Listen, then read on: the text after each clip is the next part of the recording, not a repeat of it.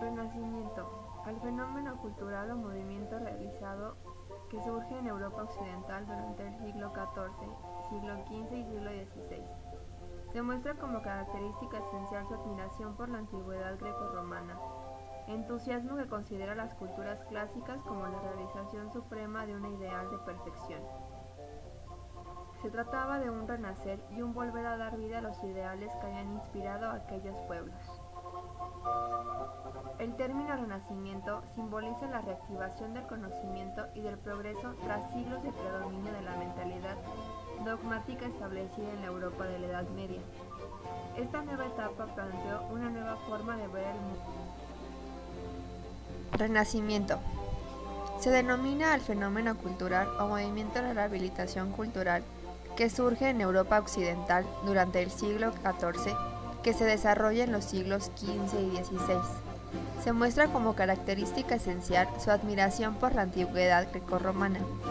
Este entusiasmo que considera las culturas clásicas como la realización suprema de un ideal de perfección explica el calificativo del Renacimiento, pues en verdad se trata de un renacer, de un volver a la vida a los ideales que habían inspirado a aquellos pueblos.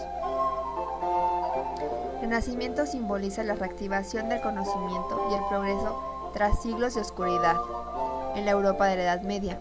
Esta nueva etapa plantea una nueva forma de ver el mundo y al ser humano. El interés por las artes, la política y las ciencias, revisando el teocentrismo medieval y sustituyéndolo por un cierto antropocentrismo.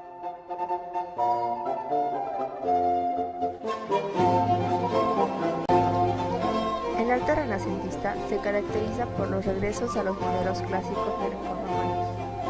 La perspectiva geométrica que consigue dotar al arte de una base científica y ponerlo a la misma altura que las ciencias.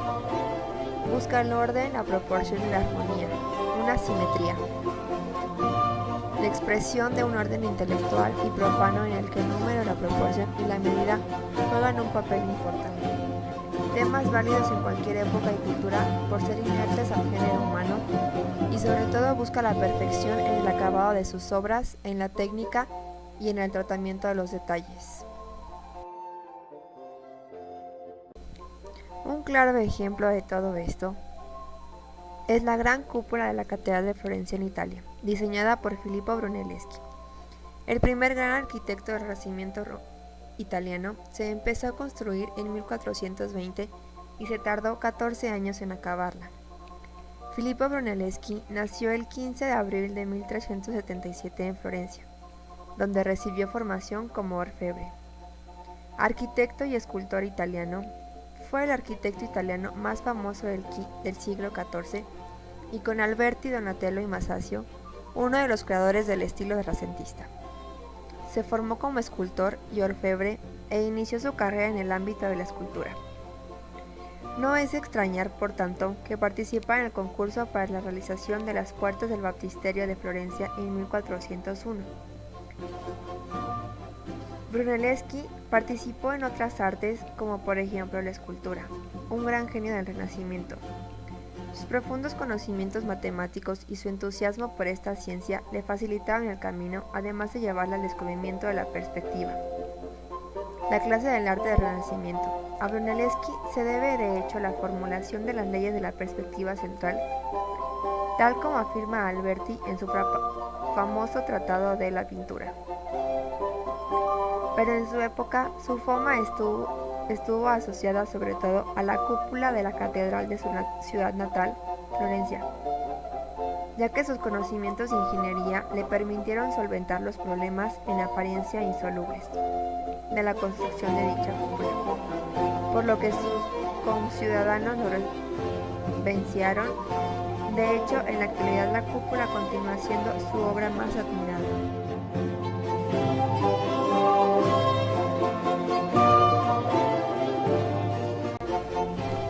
Brunelleschi creó un estilo arquitectónico muy personal en el que desempeñan un papel fundamental las matemáticas, las proporciones y los juegos de perspectiva. En todos los edificios que llevan su firma, las partes se relacionan entre sí y con él todo mediante fórmulas matemáticas de manera que, por ejemplo, Una sección es la mitad o la cuarta parte del todo.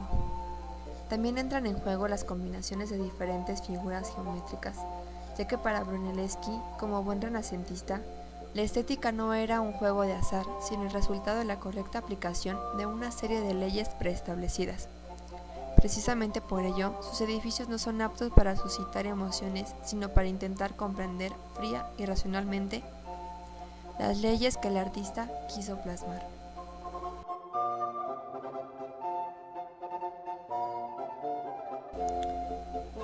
Su arquitectura elegante y moderadamente ornamental queda compendiada a la perfección en dos espléndidas creaciones. La Capilla Pazzi y la Sacristía Vieja de San Lorenzo son dos obras de planta central, basadas en la armonía visual y en la alternancia. Característica del artista entre arenisca gris y estuco blanco. Pese a la importancia de su figura, la influencia de Brunelleschi en las generaciones posteriores fue muy limitada. Sin embargo, fue sin duda de inspiración de muchas de las realizaciones arquitectónicas de Miguel Ángel.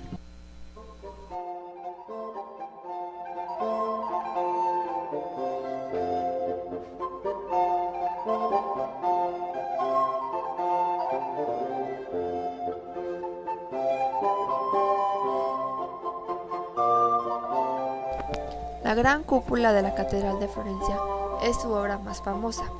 Esta enorme cúpula no solo destaca sobre el conjunto de la iglesia, sino que es una referencia visual en toda la ciudad de Florencia.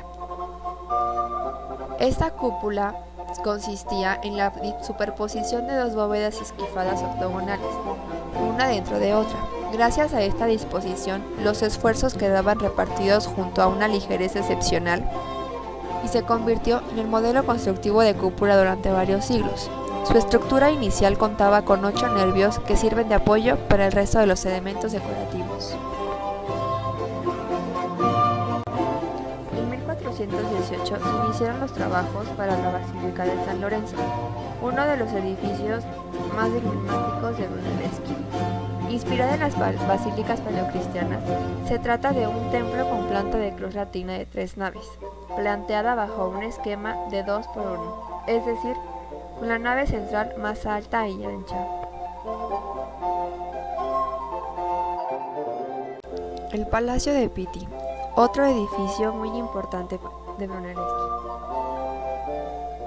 En este edificio, el autor establece el modelo renacentista de palacio que fue ampliamente seguido por sus discípulos, como ocurre en el caso del Palacio Medici Riccardi, obra de Michelozzo di Bartolomeo.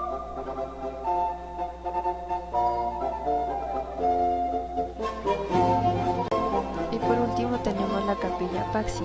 La Capilla Pazzi es una obra de plena concepción renacentista. Es de planta cuadrada cubierta con cúpula, donde se da la interacción del espacio cuadrado con cubierta circular.